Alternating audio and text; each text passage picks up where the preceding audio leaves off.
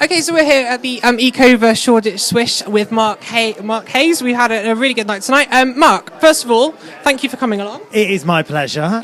Good. You enjoying yourself? I've had a really good time. It's been amazing. Fantastic selection of people. It's been really good fun. Excellent. Good. Is this your first swishing event? And if so, how important is swishing to you? I've been to one before. It was a disaster. This, on the other hand, has turned out very well. So I take my hat off to everyone who's gone and organised this. I think it is really important, actually, because I was explaining that in my speech when I was introducing it all, that fashion works in really tiny circles. We think that something's new each season. Now, what's the new season colour? What's this? What's that?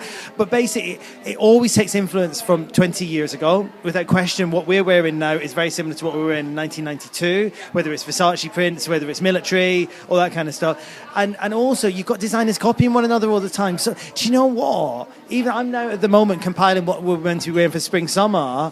It's kind of all the same stuff we were wearing last spring-summer, in all honesty. So, in these events, it means that you can completely change your wardrobe and everything, kind of works out brilliantly anyway. And remember that if it's over a season old, you're allowed to say it's vintage. Brilliant. Yeah. Good tip. So vintage if it's over a season old. Excellent. We've had a lot of celebs here tonight, as you know. And who do you think has got the best, from tonight, who do you think's had the best style? I thought Donna Mae looked beautiful. But she always does, doesn't she? She always looks fantastic. She looked amazing. Olivia Godfrey as well from Sky Sports. Partly because she did look absolutely incredible. I loved that long kind of maxi dress she was wearing. It was really, really interesting look, and she carried it off beautifully. But she's also best mates with my assistant, so I'd get slapped in the face if I didn't mention her. But just a bit of bias. Even with that, I have to say I thought she looked fantastic. Excellent. And earlier during your speech, your introductory speech, you talked about your forecast for the next season.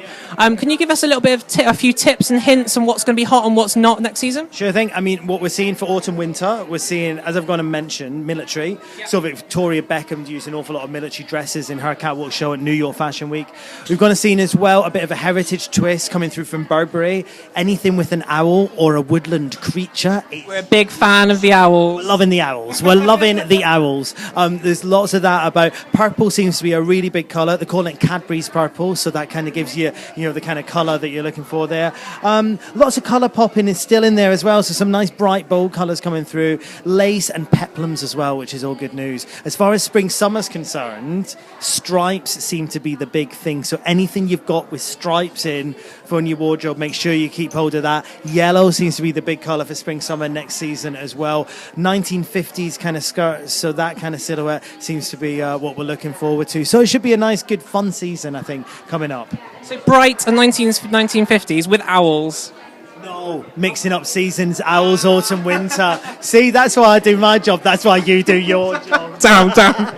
Okay, and a bit of a personal question. What's been your ultimate fashion faux pas? Fashion faux pas. I suppose it was probably... Well, some may say it's these trousers this evening. Completely disagree. Love them. Although my mum went and said to her, why are you wearing leopard print trousers on telly? I was like, they're actually shark teeth, I'll have you know.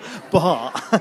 I would say it's probably when I was about 18 at art school, discovering myself and realising that at the time Jean-Paul Gaultier was really big, and I had this Jean-Paul Gaultier t-shirt that I thought was the Mutt's nuts. And it was a crop t-shirt.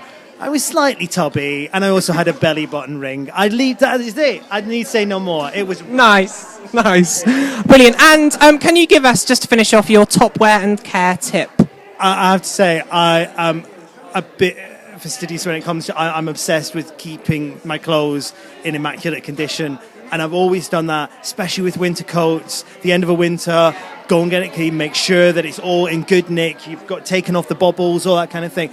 And I've got coats that have lasted me a good 5 years now, and I'm obsessed with whether it suits, whether you're paying lots of money for something or you're not. If you love it, just look after it. Make sure you repair things. Make sure it's washed properly. Read the instructions. They're on there for a reason, and that's all I would say. It's very simple, but it does work.